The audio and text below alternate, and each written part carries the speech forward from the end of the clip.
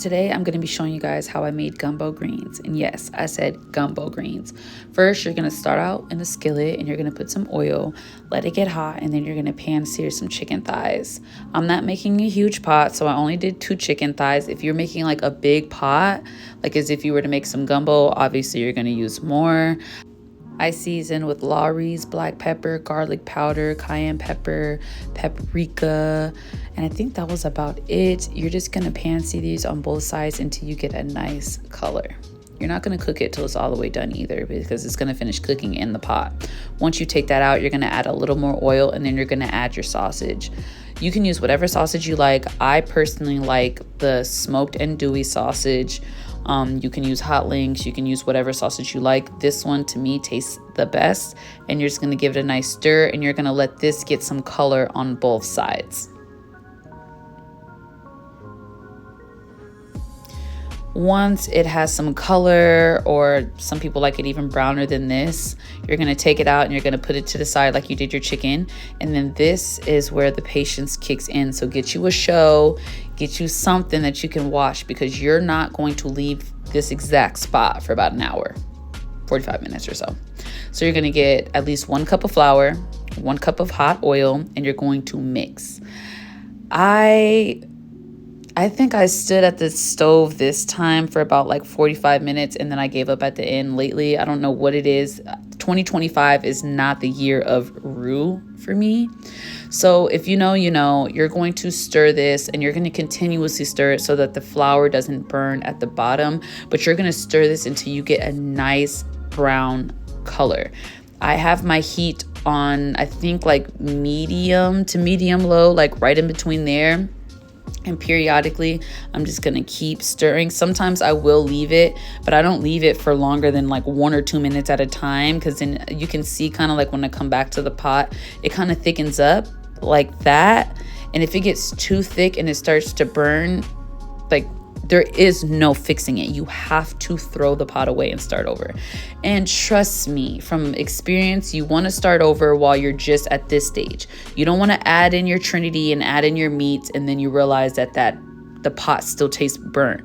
If the flour tastes burnt, throw it out, start over, because the entire pot will taste burnt.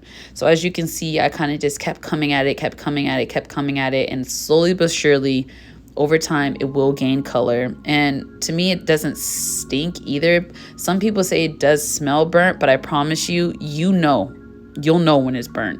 It's not burnt.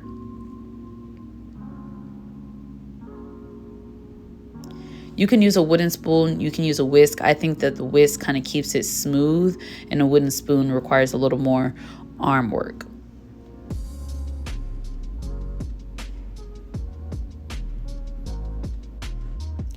As you can see, now it's starting to kind of gain the color, and this is what I'm going for. So I am going to let it go just a little bit longer, but as you can kind of see, it's getting that nice brown color.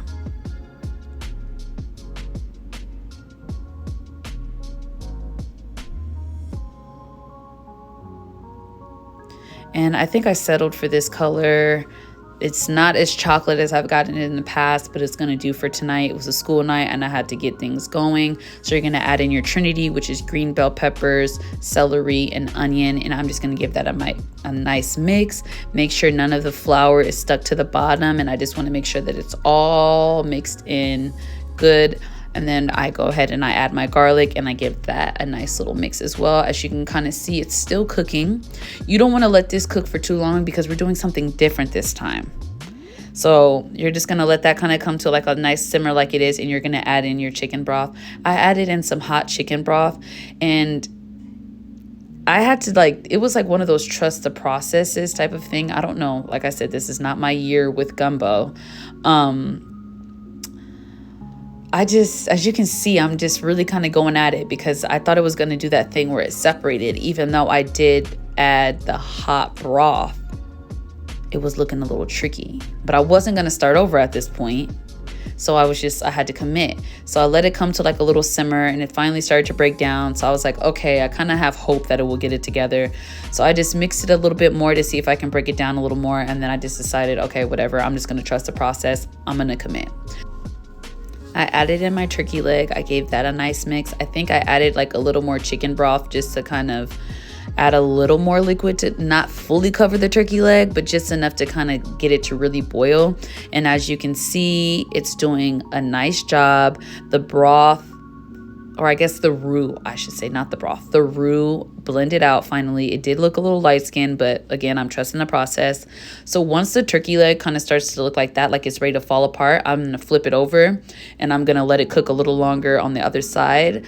I think at this point, the pot had only gone for about like 20 minutes on like a medium low. So I decided to put the top on and come back to it. And as you can see, it almost completely fell apart. And I think I let it go for like another 20 minutes. So in total, like 45 minutes.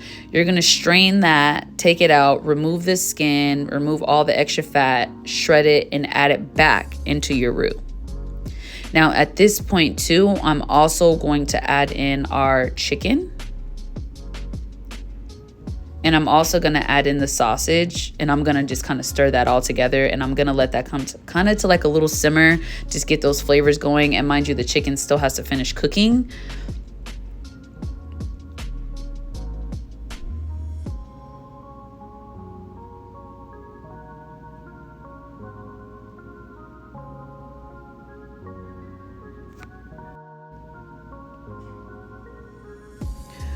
Once that kind of came to a simmer, I did season it with everything above.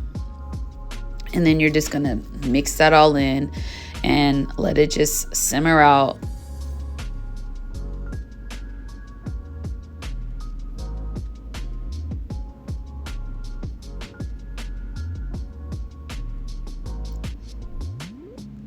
Once it simmered for a little bit, it was time to add in the greens. So I washed and cut and peeled my greens. So you're just going to slowly but surely add it to your roux and all your meats.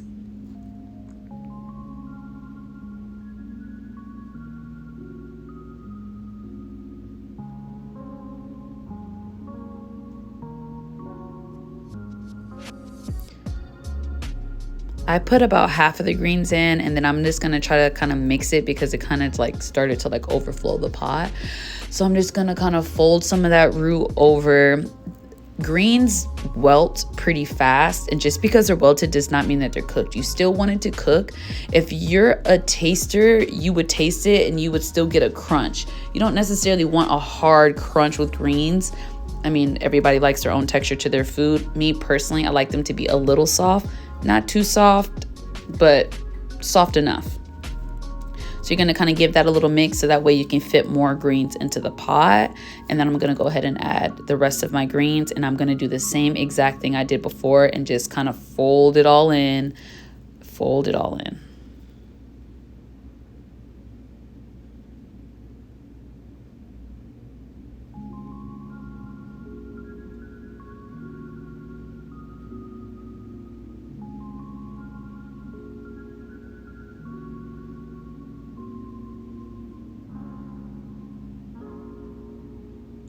Take your time. I'm not being rough with this. I know it might look like it, but I'm really just trying to get the spoon to the bottom of the pan and just folding everything over without breaking down any more of the meat and without breaking any of the greens as well.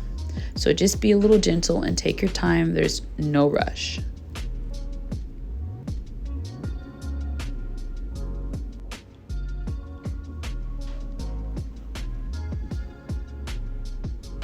You're going to periodically keep checking on it. I'll check on it, stir it, make sure nothing's getting stuck to the bottom of the pan and burning. I don't know why. I just, like with gumbo, I just have a fear that it's going to burn. Like something's going to get stuck at the bottom of the pan and it's going to burn and it's going to ruin the entire pot. And there's so many different moving parts into this, and it's like, no.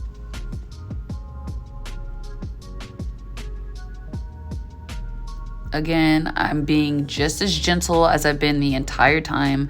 You're not stabbing it, you're just kind of moving it around. Some of the greens kind of get stuck together, so for them to fully cook in between all of them, you're gonna wanna slowly but surely kind of stir it around and mix it around. And this is what it kind of looked like when it was simmering. I let this go for a few more minutes before I added in anything else. So I think this went for like 10 more minutes, and this is what it was looking like. And as you can see, each time the greens get darker and darker, which means that they're cooking more and more. don't be like me and just dump the shrimp in there. Put the shrimp in there nicely. I'm lucky it didn't splash everywhere because this is also thick. So if it gets on your skin, it will burn. And I've had plenty of roux burns.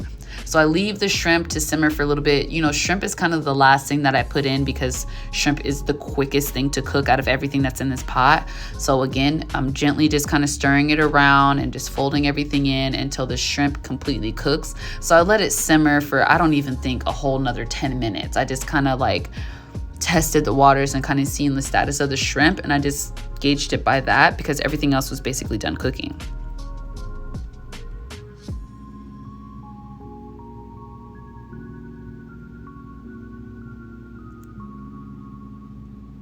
I gave it one nice little mix. As you can see, some of them weren't all the way cooked, which was fine. That's why we keep checking the pot. We're gonna mix it and we're gonna let it simmer for just a few more minutes.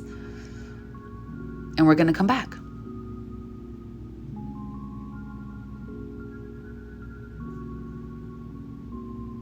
And this is what it looked like at the end. After that last few minutes, everything turned out perfectly. I'm gonna plate. I want a little bit of everything. I want shrimp, I want chicken, I want sausage, of course, greens. And I'm a soupy girl, so I want some of that roux in there. And then I dip it with some bread. And this is a must try.